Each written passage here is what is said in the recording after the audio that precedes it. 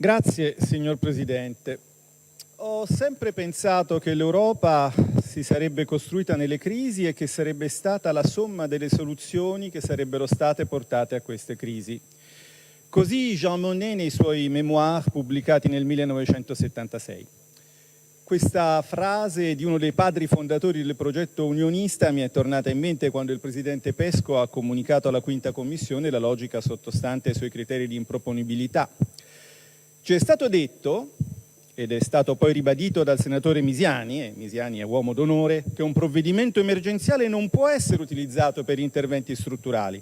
Quindi, ad esempio, niente anno bianco fiscale, una misura che avrebbe dato respiro a tante partite IVA e tante PMI, svincolandole dalla necessità di versare a giugno un acconto esorbitante delle imposte su quei redditi che non stanno percependo. Questo governo si è rifiutato di considerarla, sostenendo che il sistema fiscale non vada riformato in condizioni di urgenza. Giusto, saggio, ma quanta improvvisa e improvvida saggezza negli eredi di quella stagione politica che nella concitazione di una crisi, allo scellerato e infame grido di fate presto, ha riformato nell'ordine il sistema pensionistico, il mercato del lavoro, il sistema delle autonomie locali e quello scolastico. Fu l'urgenza dello spread a giustificare quelle riforme strutturali. Ricordiamo tutti il memorandum che la BCE inviò all'Italia nel 2011 e che Monti, Letta, Renzi e Gentiloni pedissequamente eseguirono. E perché mai ora l'urgenza di soccorrere i cittadini che rappresentiamo non dovrebbe giustificare interventi ugualmente strutturali? Perché queste asimmetrie? Gli interventi strutturali vi vanno bene solo se penalizzano i cittadini e non se li avvantaggiano?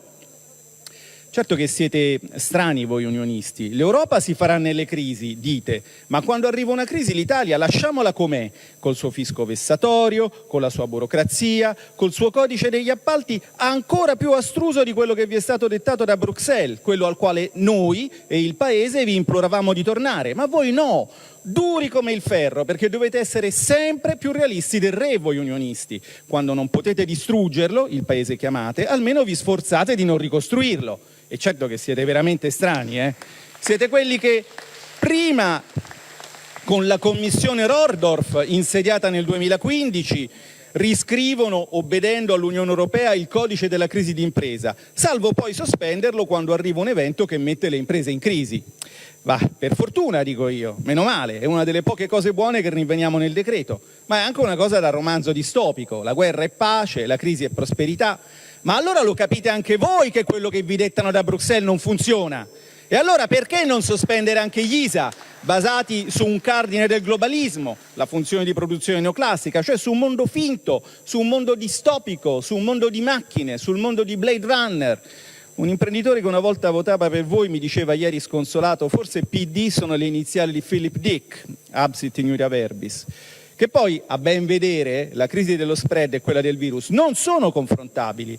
Una dipende da un fenomeno naturale e non è quella dello spread, e l'altra dipende da un artefatto umano e non è quella del virus.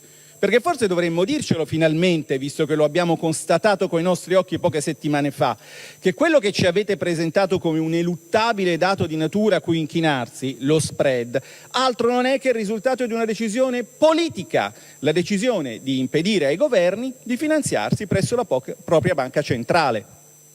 Questa decisione, presa nel 1981 in Italia come sappiamo, uno scambio di lettere fra Andreatta e Ciampi, e iscritta nel 1992 nei trattati europei come sappiamo, all'articolo 123 primo comma del TFUE, aveva una sua logica precisa e dichiarata, quella di sottoporre le scelte di governi democraticamente eletti allo scrutinio dei mercati.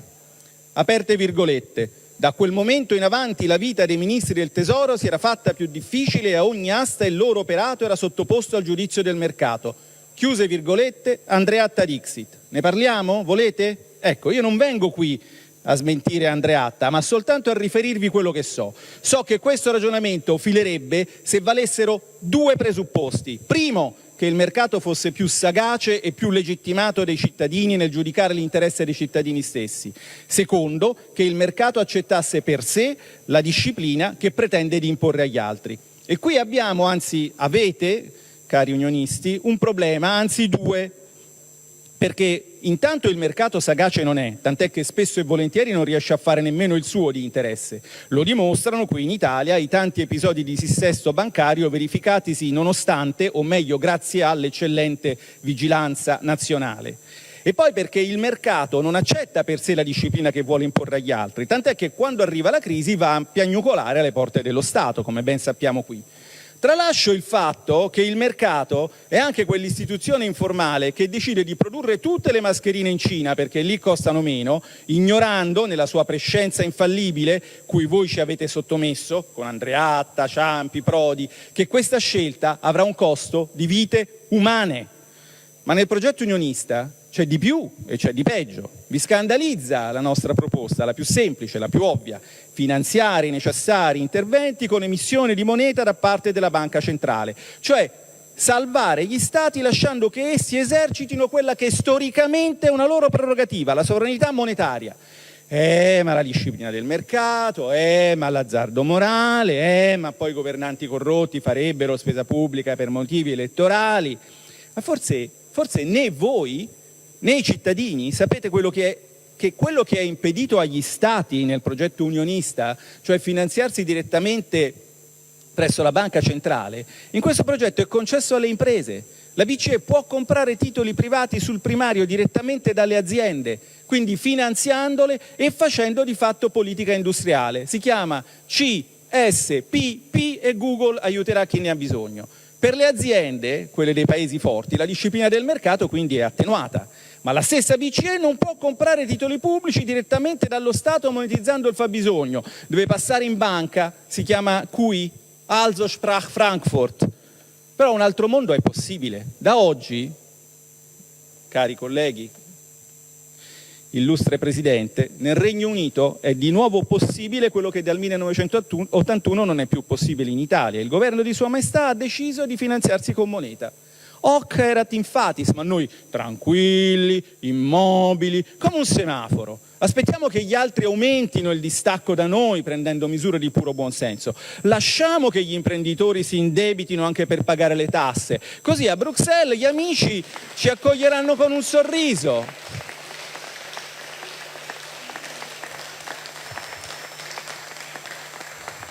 A Bruxelles gli amici vi accoglieranno con un sorriso perché avrete obbedito al temporary framework.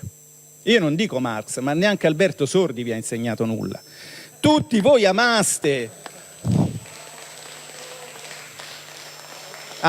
o diceste di amare l'Italia un tempo. Cosa vi vieta oggi di aiutarla? L'obbedienza a un paradigma farlocco che è già stato spazzato via dall'incontenibile violenza dei fatti e che non dovrebbe essere nella vostra matrice culturale. L'idea che la moneta sia una merce scarsa, anziché un'istituzione che può e deve essere amministrata nell'interesse dei cittadini. Questo c'è dietro la risposta distopica che abbiamo ricevuto a ogni richiesta di aiutare i cittadini. Aumentare l'identità per le partite IVA? Costa. Incentivare la produzione di mascherine? Costa. Beh, sapete che nuova c'è? Che questa roba costa anche negli Stati Uniti, nel Regno Unito, in Svezia, in Giappone e infatti lì la banca centrale stampa moneta per coprire i costi.